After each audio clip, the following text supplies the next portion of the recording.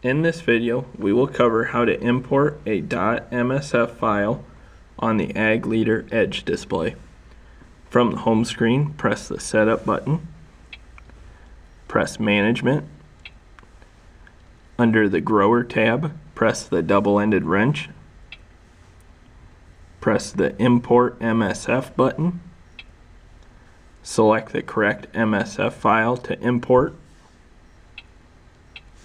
press the green check mark, press the green check mark again, and as you can see, a new grower has been added to the list. This was brought over from the MSF file that we imported.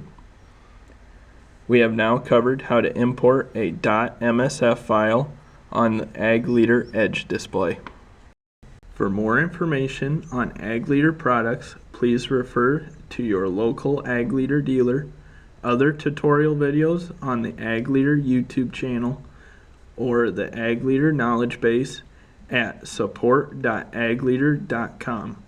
To find an Ag Leader dealer in your area, please visit our website at www.agleader.com and use the Find a Dealer feature located on the home page.